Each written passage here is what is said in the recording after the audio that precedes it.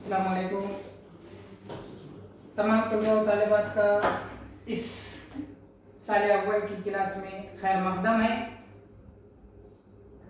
आज हम उर्दू जो है ये ऑप्शनल भी होता है और एसएल भी होता है। आज हम तमाम बीए, बीएससी, बीकॉम साल अव्वल में जो इख्तियारी मजमून है उर्दू उसका मुताला करेंगे। अपनी बात शुरू करने से पहले मैं कुछ बीए ग्रेजुएशन के जो है उसकी तफसीली बात यहाँ पर करना चाह रहा हूँ।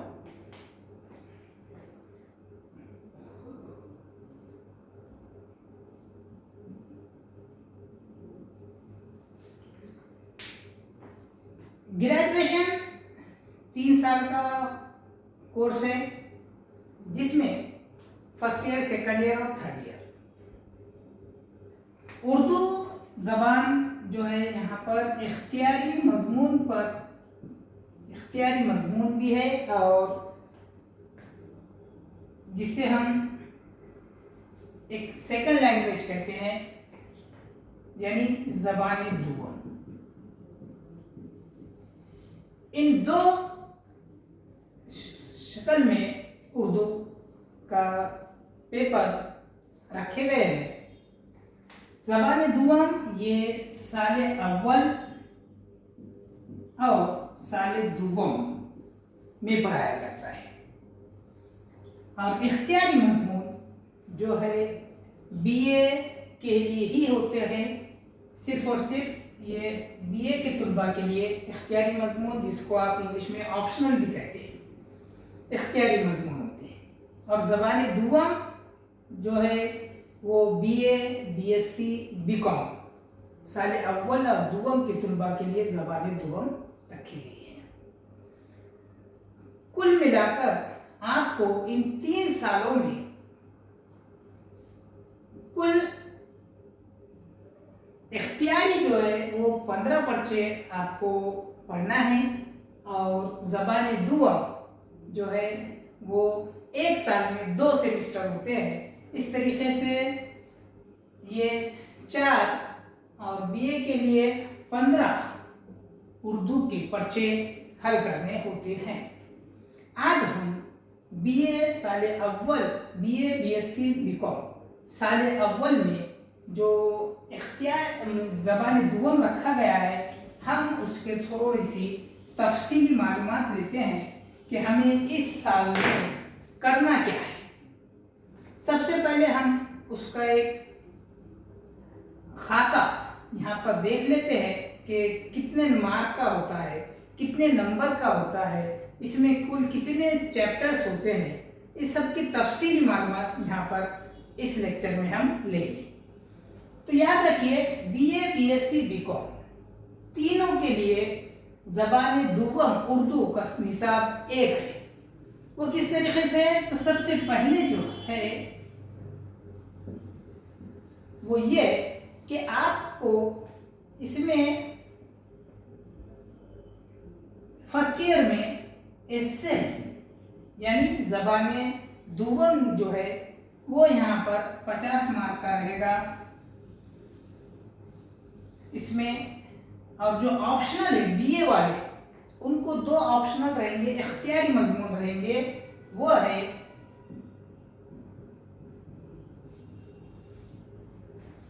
50 मार्क, 50 मार्क। ऐसे 2 एक मजमून रहेंगे जो इख्तियारी मजमून कहलाएंगे।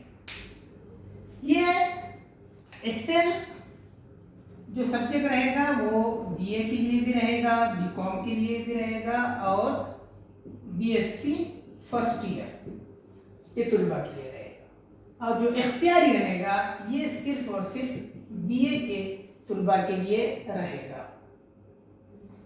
इस बार इस साल से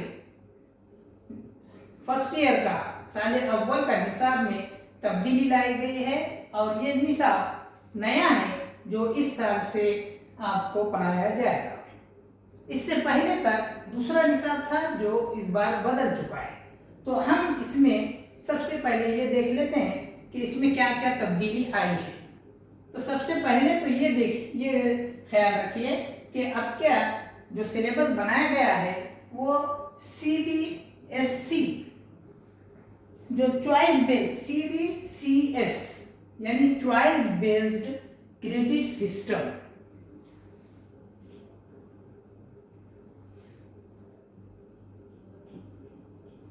चॉइस बेस्ड क्रेडिट सिस्टम, इस तरीके से ये निसाब बनाया गया है। और इसमें जो पहला पेपर है एसए, इसको कोडिंग दे दी गई है, यानी कहा गया है AECC1।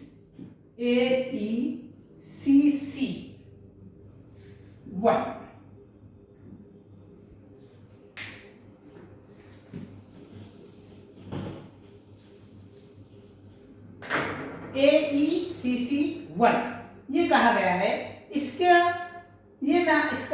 कोड नंबर है, पेपर कोड दिया गया है। ए सिर्फ का मतलब होता है एबिलिटी, ई से इन्हांसमेंट, सी से कंपल्सरी और ये सी से कोर्स। यानी इस बार जो साल अव्वल का सिलेबस है और एसएल है उसको का कोड दिया गया है AECC1 यानी एबिलिटी इनहांसमेंट कंपल्सरी कोर्स, जिसका मतलब यह होता है कि इजाफी काबिलियत का लाजमी कोर्स यहाँ पर ये रखा गया है, जिसमें 50 मार्क का डिस्ट्रीब्यूशन किस तरीके से किया गया है वो हम यहाँ देख लेते हैं।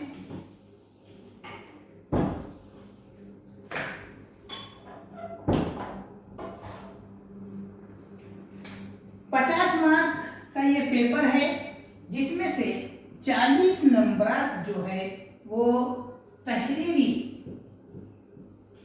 यानी इम्तिहान में आपको थ्योरेटिकल लिखना है, इसके लिए 40 मार्क्स दिए गए। हम बाद में इस 40 मार्क की भी जो तकसीम है किस तरीके से होगी ये देखेंगे। और 10 मार्क जो है यहाँ पर रखा गया है वो है ट्यूटोरियल, यानी आपको 10 मार्क का ट्यूटोरियल यहाँ पे जमा करना है और 40 मार्क का हमें पेपर देना है, ये ध्यान में रखिए। अब ये 40 मार्क, ये 10 मार्क ट्यूटोरियल के हो चुके हैं, 40 मार्क आपको तहरीरी देना है। तो तहरीरी किस तरीके से रहेगा एग्जाम, उसका यहाँ पर हम थोड़ी सी तफसीलात देख लेते हैं।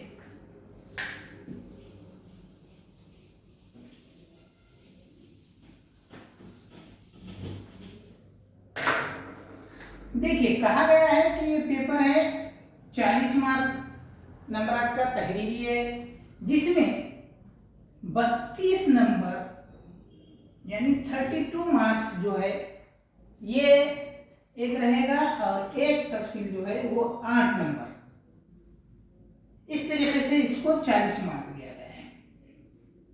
अब 32 मार्क क्या है और 8 नंबर क्या है, तो यहाँ पर दिया गया है कि जो पेपर है वो 2 हिस्सों में पेपर को तकसीम किया गया है। 2 हिस्से रहेंगे, एक रहेगा हिस्से अव्वल और दूसरा रहेगा हिस्से दूसरा। ये इस निसाब के पर्चे की तफसीलात है, यानी 2 हिस्सों में रहेगा ये पेपर, एक हिस्से अव्वल और एक हिस्से दूसरा। कहा गया कि हिस्से अव्वल जो है ये 8 नंबर का रहेगा और हिस्से दूसरा ये 32 नंबर का रहेगा।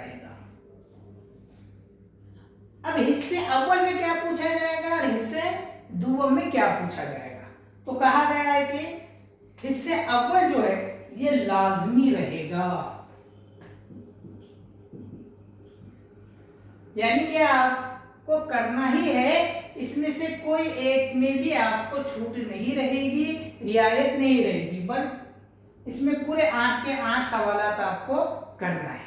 जबकि दूसरा हिस्सा हिस्से दुआम कहा गया है कि हिस्से दुआम में 6 सवालात पूछे जाएंगे, कितने 6 सवालात पूछे जाएंगे। इसमें आपको थोड़ी सी सहूलत दी जाएगी और इसमें से आपको करना है 4 सवालात आपको करना जरूरी है। यानी यहाँ पे आप कोई 2 सवालात को यहाँ पर छोड़ सकते हैं। तो किस तरीके से यहाँ पे कितना है 6 सवालात दिए जाएंगे, आपको 4 सवालात करना है। यानी हमें एक सवाल के लिए कितने हुए,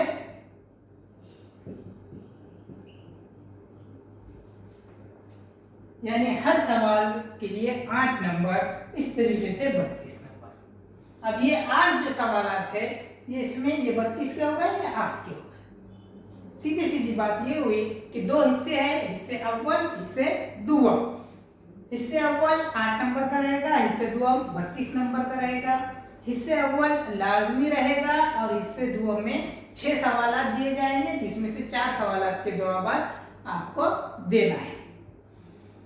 अब इसमें भी तफसील बताई गई कि हिस्से अव्वल में कौन से सवालात पूछे जाएंगे। तो कहा गया है कि हिस्से अव्वल जो है उसमें मारूजी सवालात होंगे।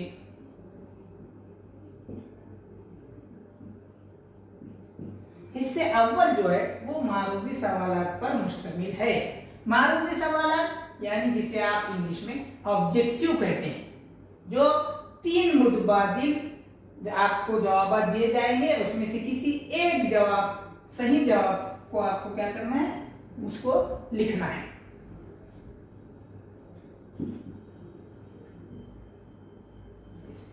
या दूसरा आपको आसान इसमें बताना है तो खाली जगह भी कह सकते हैं आप, या एक जुमले में भी हो सकता है। इस तरीके से मुतबादिल रहेंगे, उसको 3 दिए हुए आपको सिर्फ उसमें से किसी एक सही जवाब को मुंतखब करना है और लिखना है। तो ऐसे 8 सवालात आएंगे, 8 सवालात पे 8 उसके नंबर रहेंगे। दूसरा हिस्से दुअम, जो आपको क्या है 8 नंबर के लिए है, यानी ये थोड़ा क्या है मुख्तसर या तवील जवाब वाले सवालात होंगे।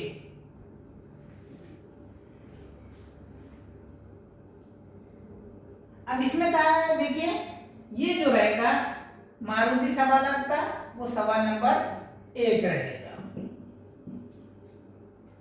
इसमें सवाल नंबर 2 का सवाल नंबर 7, यानी 8 टोटल सवाल, इसमें 6 सवाल दिए जाएंगे टोटल इसमें। तो यहाँ सवाल नंबर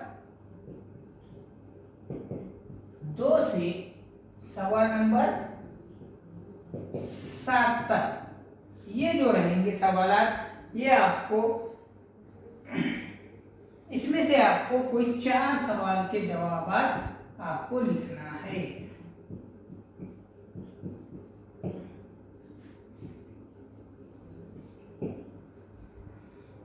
इसमें से ये हो गया मुख्तसरन आपको इस निसाब और निसाब के मुताल्लिक़ जो पर्चा है वो किस तरीके से आएगा, उसकी नौइयत कैसी है, वो यहाँ पर हमने देखा है। अब आते हैं कि भाई अब इतना है, ठीक है, सवाल हो गया, हमें कितने सवालात आने वाले हैं, 7 आने वाले हैं इस पे टोटल। फिर कहा गया है कि कितने नंबरात है, नंबरात की तकसीम भी हमने यहाँ पर देख लिया है। अब उसके लिए वक्त कितना दरकार है, तो इसके लिए कुल वक्त जो दरकार है वो है 2 घंटे। इसके लिए आपको टोटल 2 घंटे मिलेंगे पेपर हल करने के लिए। इसमें यहां तक बात समझ में आ चुकी है। अब आगे देखते हैं हम, यहां पर आते हैं कि इस पेपर में, इस निसाब में, यानी साल अव्वल के ज़बान दुअम उर्दू में हमें कौन कौन से चैप्टर पढ़ना है या किस सबक अज़बात पर हमें ये सवालात हल करने हैं। तो देखते हैं।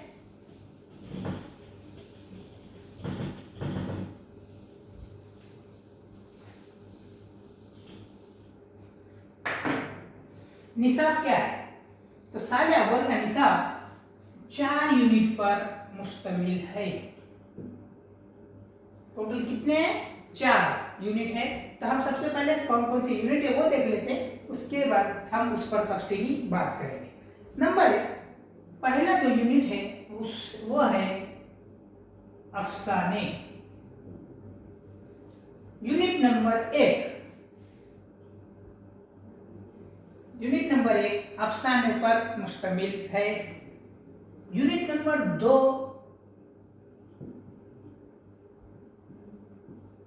ये उर्दू की गैर अफसानवी सिर्फ इंशाइये पर मुश्तमिल है। यूनिट नंबर 3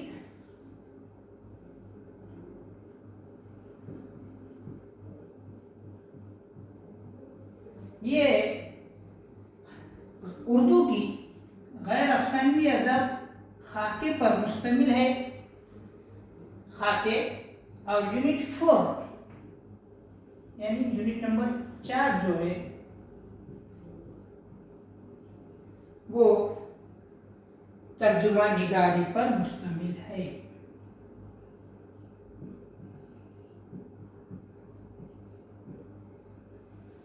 ये 4 यूनिट पर हमारा पूरा साल अव्वल का सेमेस्टर पहला, साल अव्वल का ये सेमेस्टर फर्स्ट की हम बात कर रहे हैं।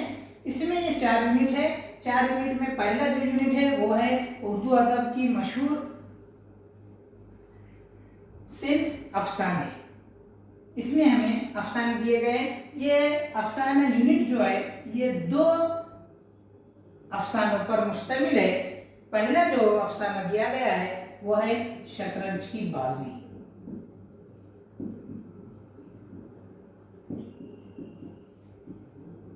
दूसरा है 2 फरलांग लंबी सड़क।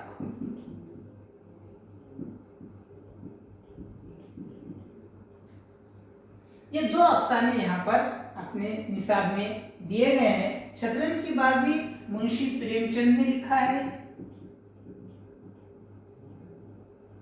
और 2 फरलांग लंबी सड़क कृष्णचंद्र ने लिखा है।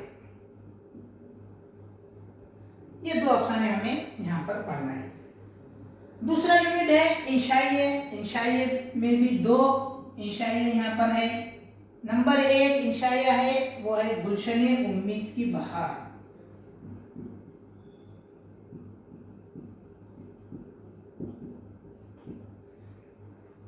इस इंशाइया में लिखने वाले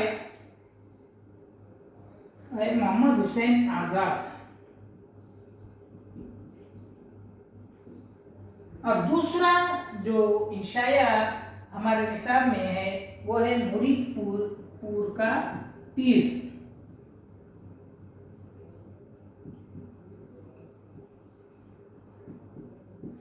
जिसके इंशाया निगार है पतरस बुखारी।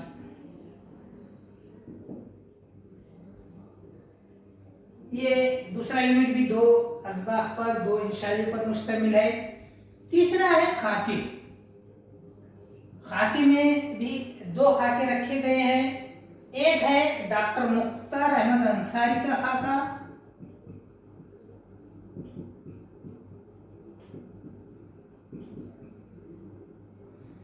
जिसके खाका निगार है रशीद अहमद सिद्दीकी। और दूसरा इंशाया मुरीदपुर का पीर। दूसरा खाका जो है वो है यादों में बसा आदमी। यादों में बसा आदमी ये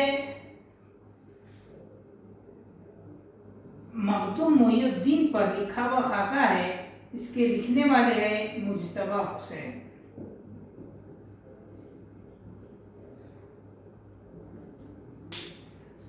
ये है हमारे 4 यूनिट।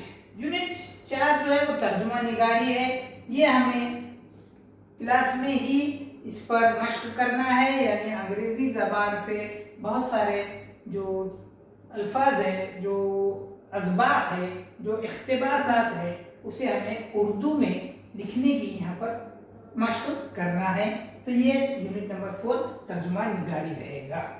यहाँ पर ये देखिए अफसाना इंशाए खाके और तर्जुमा निगारी। यहाँ पर ये सवाल पेपर की जहाँ तक हम बात करते हैं, निसाब जो बनाया गया है इसमें ये कहा गया है कि तर्जुमा निगारी जो है वो इम्तिहान में तहरीरी तौर पर नहीं आएगा, बल्कि इस पे क्या रहेगा, ट्यूटोरियल रहेगा 10 नंबर का इसमें। अब कहा गया बाकी जो असबाक है, यूनिट जो है अफसाने इंशाए खाकी, ये इस पर ही आपको इम्तिहान में 40 नंबर का पूछा जाएगा।